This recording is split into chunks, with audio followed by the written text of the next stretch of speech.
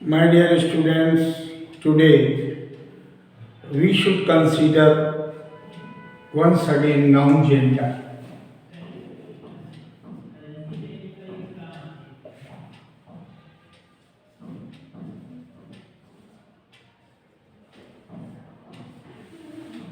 Noun gender में आज हम लोग शुरू करते हैं कि लेडी शब्द का प्रयोग जो है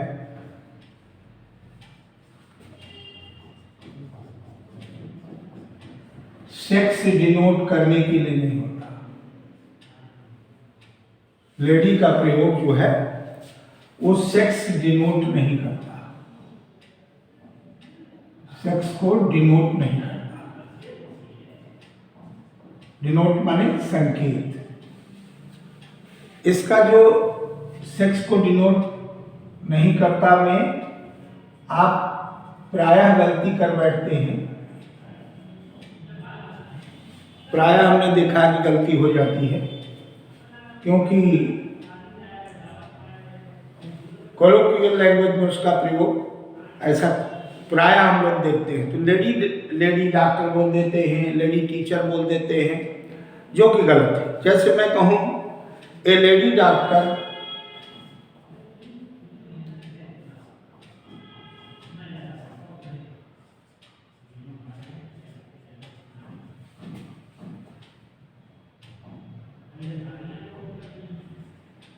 has been sent for the treatment.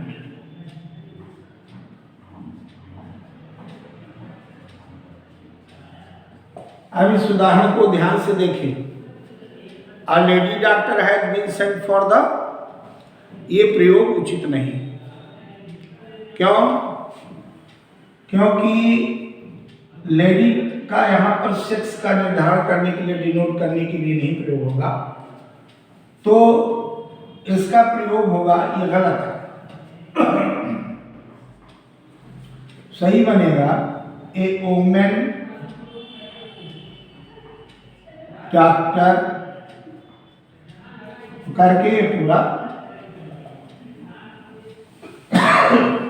ऐसे ही उतार देंगे। और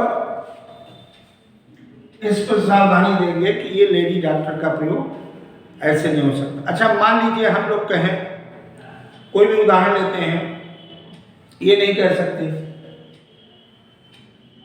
जैसे हम कहें मे आई कमिंग लेडी, ऐसे भी नहीं बोल सकते। आप इसको कहेंगे कि may I coming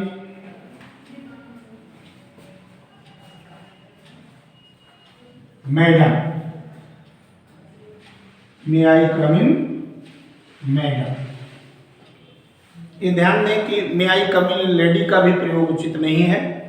may I coming madam का प्रयोग करेंगे, तब आपका वाक्य सही होगा। यहाँ पर कॉमा लगा दें, इसमें यहाँ कॉमा, लेकिन ये गलत है और ये सही क्यों? क्योंकि लेडी शब्द का प्रयोग सेक्स को डिनोट नहीं करता है। सावधानी से इसको देखें।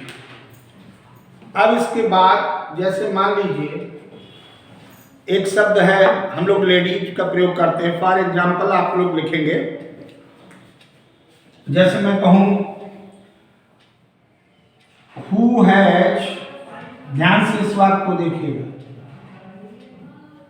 स्टोलन लेडीज अपॉस्ट्रोफी लगा के और बैग। अब इस उदाहरण में देखिए लेडीज बैग सही माना गया। क्यों? यहां पर कोई पर्टिकुलर व्यक्ति विशेष के सेक्स को डिनोट करने की बात नहीं। जैसे वहां हम लोगों ने कहा लेडी डॉक्टर, तो डॉक्टर व्यक्ति है, तो इसके लिए लेडी डॉक्टर अगर कहेंगे, या तो आप कहिए डॉक्टर कॉमन जेंडर में, लेकिन अगर ए लेडी डॉक्टर कहते हैं तो ग्रामेटिकली गलत होना चाहिए वोमेन डॉक्टर। ए लेडी टीचर कहते हैं ग्रामेटिकली इनकरेक्ट, वहां पर वोमेन टीचर, अथवा सबसे सरल कॉमन जेंडर में अ टीचर। वेदर मेल और फीमेल दोनों टीचर हो सकते हैं, तो होते ही हैं। Each and every sphere of the life today we find the females are participating. तो who has stolen ladies bag कह सकते, क्योंकि यहाँ पर लेडीज बैग सेक्स का निर्धारण नहीं कर रहा, बैग को बता रहा कि ये स्त्रियों द्वारा प्रयोग किया जाने वाला बैग, इसलिए यहाँ लेडीज बैग एब्सोल्युटली राइट। अब थोड़ा आगे बढ़ते हैं नाउन जेंडर में ही।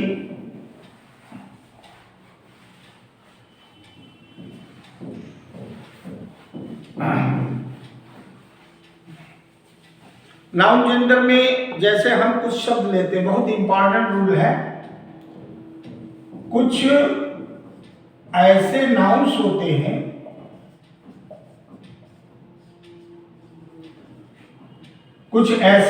होते हैं जो दृढ़ता प्रकट करते हैं। क्या प्रकट करते हैं? दृढ़ता। कुछ ऐसे नाउन्स जो दृढ़ता यानी फर्मनेस या कोई ऊर्जा की बात करते हैं,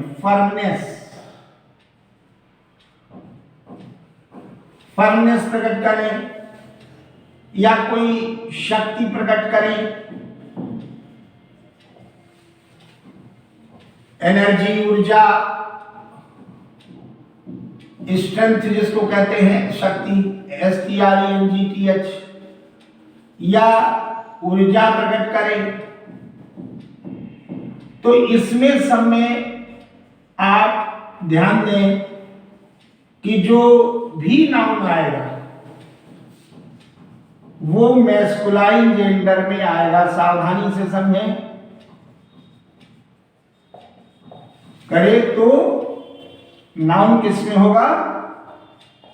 मैस्कुलाइन जेंडर में, उसका जेंडर पुल्लिंग होगा।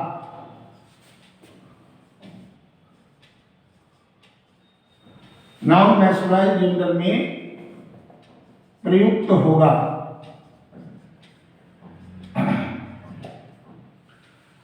अब जैसे एक शब्द है, कुछ तो लिस्ट बना लीजिए, जैसे आप लोग लिख लीजिए द सन, उसकी एक लिस्ट बना लीजिए। द सन, मून नहीं हो सकता, और उसके आगे टाइम, डेथ, टाइम बना लिख लीजिए, डेथ लिख लीजिए। लेकिन असली चीज है कि जब दृढ़ता और ऊर्जा की बात आए तभी उसको विंटर, विंड, समर जो ऋतुएं हैं, विंटर, विंड, समर, निश्चित रूप से जब ऐसी बातें होती हैं जिनमें दृढ़ता का, बादलों की गड़गड़ाहट, खंडर, इसके अतिरिक्त जो है बहुत सी चीजें हैं, जैसे हम लव, वार, वाइन, ये लव एब्स्ट्रैक्ट नाउन है, वार है। अब देखिए ये तो लिस्ट, ओशन है एक बनाई गई, ये लिस्ट कोई निश्चित नहीं बनाया जा सकता कि यही चीज शब्द होंगे, लेकिन इसमें सावधानी ये बरतने की जरूरत है कि प्रायः ऐसे शब्द जो दृढ़ता, स्ट्रेंथ और एनर्जी प्रकट कर रहे, तो नाउन मैस्कुलिन जेंडर में प्रयुक्त होता है। ये आपको दिमाग में रखना है। अब जैसे मान लीजिए दृढ़ता का, ये तो देखिए ग्रामर, मैं बार बार कहता हूं कि ग्रामर का में प्रॉपर यूज जो है, एक्यूरेट यूज जो है, करेक्ट फॉर्मेशन जो है, वो वाक्य की स्ट्रक्चर पर निर्भर करती है, कैसी वाक्य की संरचना है। जैसे हम कहें द सन शॉट, यहां पे लिखा the sun shot, SHOT, his.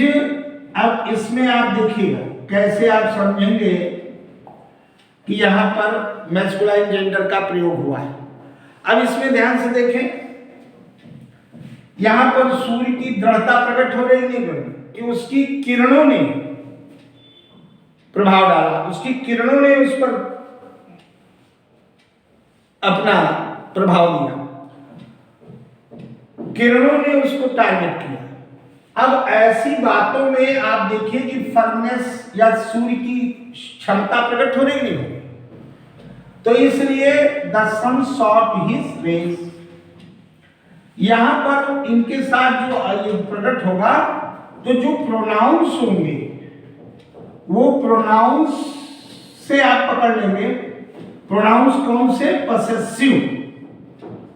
जो पसेसिव प्रोनाउन होंगे वो क्या होंगे? वो मैस्कुलाइन में ही आएंगे, वो मैस्कुलाइन जेंडर में होंगे।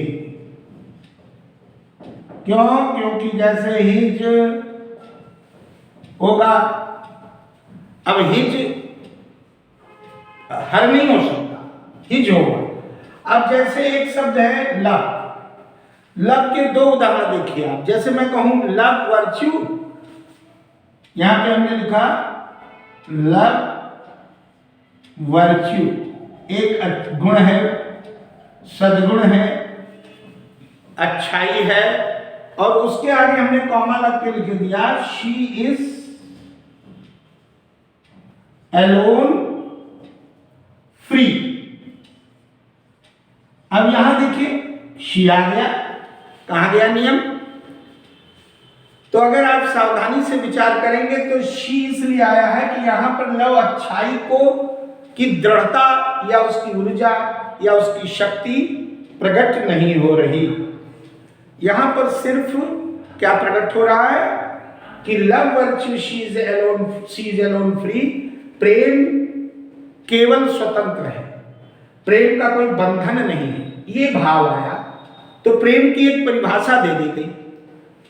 लेकिन अगर दूसरा वाक्य देखें, हमने कहा लव कॉन्कर्स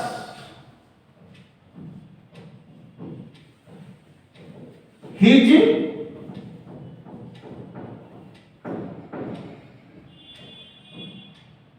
एनिमीज कह दिया।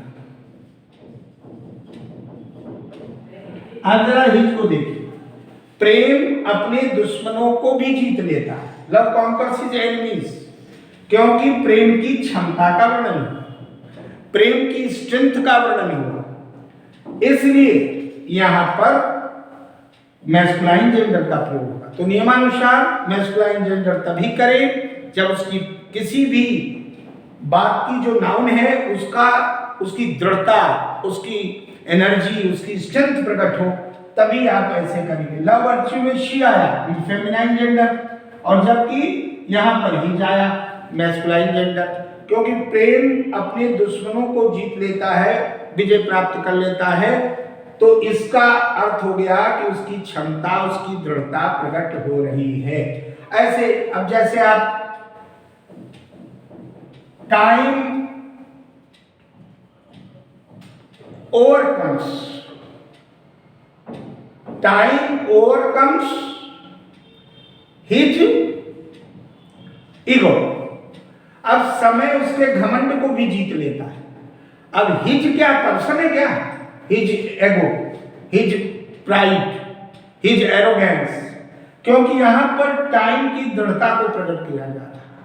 वैसे आप टाइम के साथ इट्स का भी प्रयोग देखते हैं।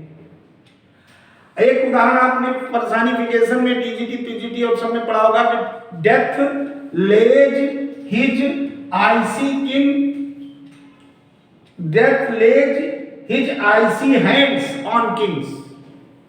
तो death lays his icy king, his क्यों आया? क्योंकि मृत्यु को सक्षम दिखाया गया। मृत्यु को ये कहा गया कि राजाओं को भी वो बांध के ले जाती है, राजाओं को भी वही अपनी सजा देती है, उनको भी पकड़ती है, उनको भी नहीं छोड़ती। तो ड्रथ शब्द जो आया नाउन के रूप में, उसकी फर्नेस प्रकट हो रही है। इसलिए मृत्यु के साथ भी विंटर जहां भी आया, विंटर वैक्सेस हिज या winter changes his attitude to particularly to wear the clothes।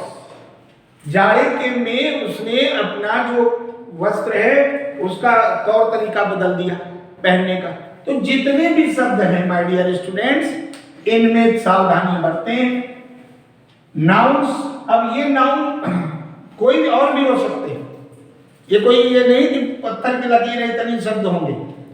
ये लिस्ट जो है ये बताती है कि ऐसे अनेकानेक शब्द हो सकते हैं, कोई गिनती नहीं की जा सकती।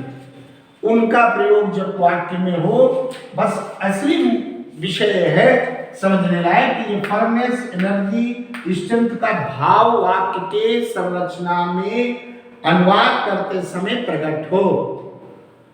तो आज इस वीडियो में इतना ही। आगे हम फिर नाउन जेंडर, नाउन केस, इस पर भी विचार करेंगे और कुछ नाउन के एक आधे जो रूल्स महत्वपूर्ण हैं नंबर के, वो भी जब कंक्लूड करेंगे तो बता देंगे। अगले 2-3 वीडियो में नाउन चैप्टर कंप्लीट हो जाएगा। तब तक आप लोग इसको बार बार अभ्यास करें। जो क्लास में हम और आप लोगों को बोल देते हैं उनको करिए, उसका लाभ मिलेगा। The more practice, the more you practice, the more you gain. इसका मतलब है कि आप ग्रामर में बोलचाल की भाषा से अगर बचना चाहते हैं, गलती से बचना चाहते हैं, तो ग्रामेटिकली चीज को पढ़िए जो कॉम्पिटिटिव एग्जाम से बहुत काम आएगा। धन्यवाद, थैंक यू वेरी मच।